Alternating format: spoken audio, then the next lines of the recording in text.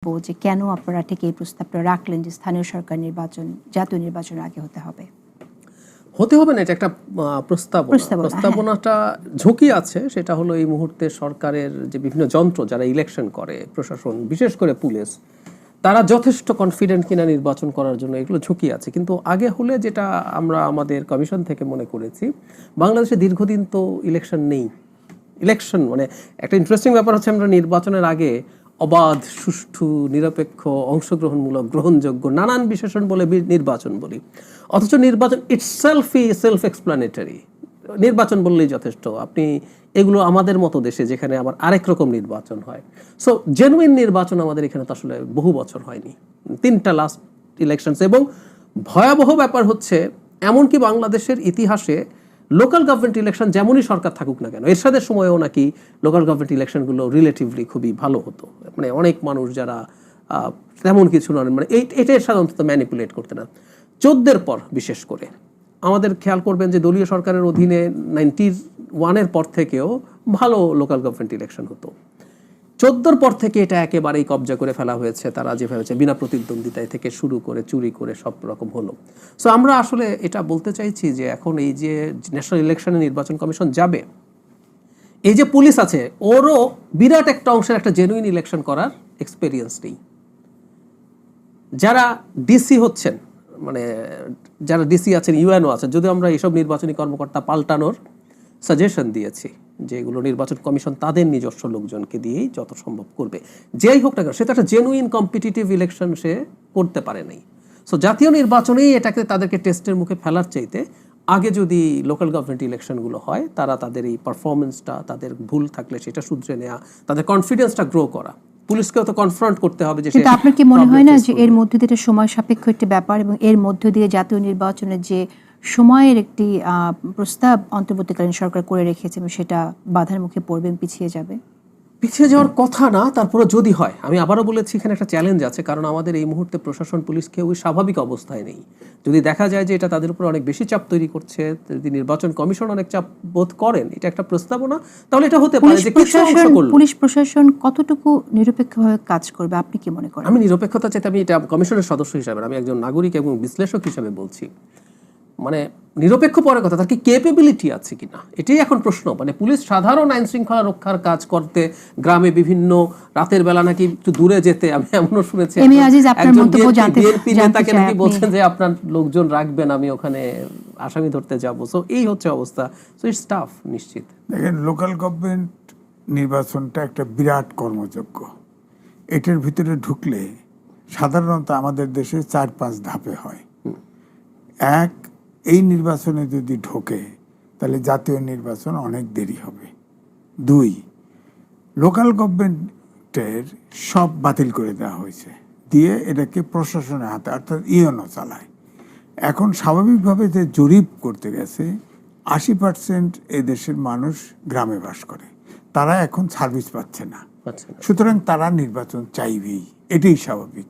কিন্তু আমার বক্তব্যটা ভিন্ন জায়গায়, যে দেশটা যদি সঠিকভাবে চলতো, নির্বাচন যদি এই সরকারকে আরও আমরা সময় দিতাম, যে দেশ তো ভালোই চলতেছে, রাজনীতিবিদরা আর একটু দেরি করুক না, সংস্কারও আমি সমর্থন করি, সংস্কার হোক না আর একটু, কিন্তু দেশটা তো ভালো চলছে না।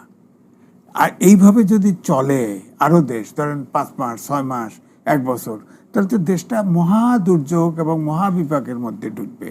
এটা হলো আমার ব্যক্তিগত ওপিনিয়ন।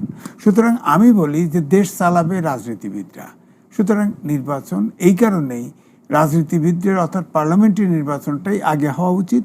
দেশের লিডারশিপ, দেশ পরিচালনার লিডারশিপটা আগে দরকার, তারপরে যত দ্রুত সম্ভব নির্বাচন হওয়া দরকার। আপনি মনে করেন? জুনায়েদ, আপনার মন্তব্য শুনতে চাই স্থানীয় সরকার নির্বাচন প্রসঙ্গে। কি আমরা এটা আগে বলেছি, দেখুন বাংলাদেশ অভ্যুত্থান উত্তর কালে আমাদের সংবিধানের মৌলিক একেবারে কাঠামোগত ক্ষমতা, কাঠামোগত এমনকি ফিলসফির লেভেলে ইনক্লুসিভ একটা মানে দেশ যাতে আমরা তৈরি করতে পারি, সেইটার উপযোগী সংবিধান তৈরি করাটার একটা গুরুতর দায়িত্ব আমাদের আছে। বলতে পারেন 72 সালের পরে সবচেয়ে গুরুত্বপূর্ণ রাজনৈতিক লক্ষ্য, যেটা একটা জাতীয় লক্ষ্য, সেই জায়গায় আমরা আছি। এবং এইটা সহ ধরেন এই যে অনেকগুলো সিস্টেমের পরিবর্তন, এই যে ইলেকশন মানে ব্যবস্থার একটা পরিবর্তন, প্রশাসন থেকে শুরু করে পুলিশ, আর্মি, দেশের মিডিয়া, এইসব বড় বড় সংস্কারের জায়গা আমাদের কাজ আছে। যেমন ধরেন আমি মিডিয়ার কথা বলি, ইলেকশনে মিডিয়া একটা গুরুত্বপূর্ণ ভূমিকা পালন করে। মিডিয়ার মালিক কারা? সব এক একজন বিরাট বিরাট মিডিয়ার মালিক। একটা মিডিয়ার 100% মালিক একটা গ্রুপ, এবং তারা পুরো তাদের ব্যবসার স্বার্থে পুরো মিডিয়াটাকে ব্যবহার করেন। মিডিয়া তো একটা জাতীয় প্রতিষ্ঠান, এটা কোনো ব্যবসায়িক মালিক হয়েছে বলে সব কিছুর জিনিস তো আপনি আপনার ইচ্ছা মতো চালাতে পারবেন না। সুতরাং আমাদের এখানে মিডিয়ার মালিক তো কারো 20%-এর উপরে শেয়ারই থাকা উচিত না, এবং এইটা সেই পরিণতিতে সরকারকে যাওয়া দরকার যে মিডিয়ার মালিকানা যাতে মানে ডিভিশনের মধ্যে যায়, এবং সেখানে পাবলিক শেয়ার থাকা দরকার। এবং পাবলিক ফান্ডিং কিভাবে মিডিয়াতে, এই যে আমাদের টেলিভিশনগুলো যেভাবে টেলিভাইজড হয় তার যে প্রসেস, সেখান থেকেও নানান রকম পথ আছে যেখানে আসলে মিডিয়া আরো অনেক বেশি গণতান্ত্রিক হতে পারে, জনগণের উপর ভরসা জায়গায় নির্ভরশীল হতে পারে।